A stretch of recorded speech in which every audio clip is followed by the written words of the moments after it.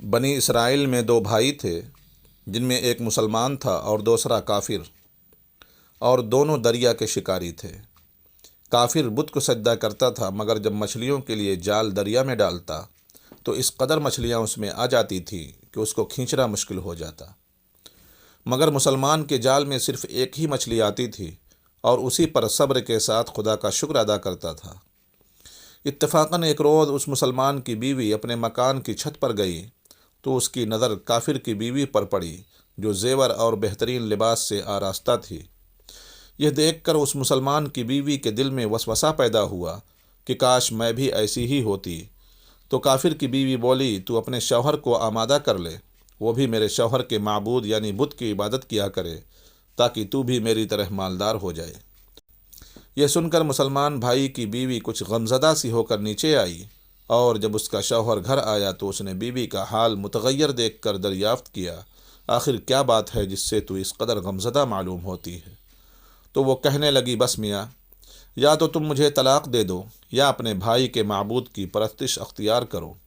یہ سن کر اس کے شوہر نے کہا کہ خدا کی بندی، تو خدا سے نہیں ڈرتی؟ ایمان کی دولت کے بعد یہ کفر کی باتیں کرتی ہے۔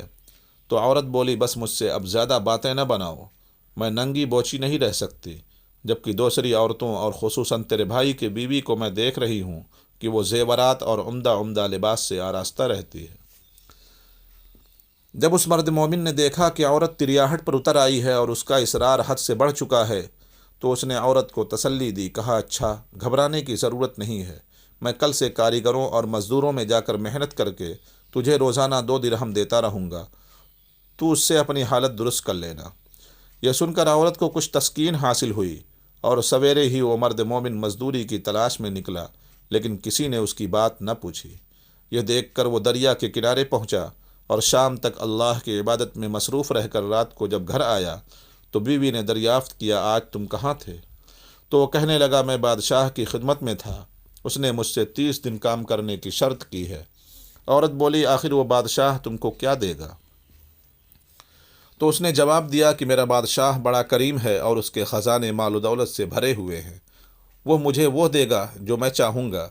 چنانچہ اسی طرح برابر وہ اپنے معبود برحق کی عبادت میں مصروف رہا، اور 30ویں رات ہوئی تو بیوی نے کہا، سنو میاں، اگر کل تم نے مجھے مزدوری لا کر نہیں دی تو تم پر مجھے طلاق دینا لازم ہوگا۔ یہ سن کر اس کو کسی قدر پریشانی لاحق ہوئی، اور 30ویں صبح کو اس نے ایک یہودی سے کہا، کیا تم مجھے مزدوری پر لگا لو گے؟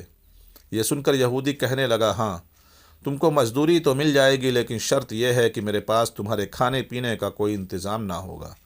چنانچہ وہ مرد مومن روزہ کی نیت کر کے یہودی کے ساتھ ہو لیا، اور اللہ تعالیٰ کے حکم سے حضرت جبریل علیہ السلام 29 اشرفیاں ایک نورانی طبق میں لے کر اس کی بیوی کے پاس پہنچے اور کہنے لگے، میں بادشاہ کا قاصد ہوں، اسی نے یہ اشرفیاں لے کر مجھ کو تیرے پاس بھیجا ہے اور فرمایا ہے کہ تیرا شوہر ہمارے کام میں تھا، ہم نے اس کو نہ چھوڑا یہاں تک کہ اسی نے ہم کو چھوڑ دیا اور یہودی کے پاس چلا گیا۔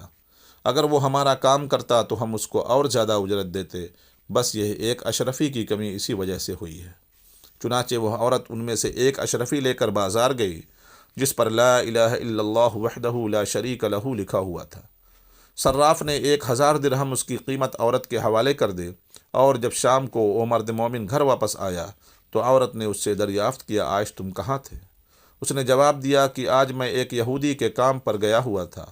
تو بیوی کہنے لگی کہ آخر بادشاہ کی خدمت ترک کر کے تم دوسرے کی خدمت کیوں کرتے ہو؟ پھر اس کو اشرفیوں کا واقعہ سنایا، جس کو سن کر وہ مرد مومن روتے روتے بے ہوش ہو گیا، اور جب اس کو ہوش آیا تو بیوی سے کہنے لگا، افسوس، میں نے اس بادشاہ دو جہاں کی خدمت کا حق اپنے اوپر لازم نہ کیا۔ اس کے بعد اس شخص نے عورت کو چھوڑ دیا اور پہاڑوں پر چلا گیا، جہاں خدا کی عبادت ہی میں مصروف رہ کر اس کا انتقال ہو گیا۔ اللہ تعالیٰ اس پر اپنا رحم فرمائے۔ معزز سامعین، سچ ہے، اللہ کے خزانوں میں کوئی کمی نہیں ہے، وہ بندے کو اس کی عبادت کا صلہ ضرور دیتا ہے، اگرچہ بعض دفعہ کسی حکمت کی بنا پر اس کے یہاں دیر ہو جاتی ہے، لیکن بہرحال اندھیر پھر بھی نہیں، وہ اپنے بندوں کو دیتا ضرور ہے۔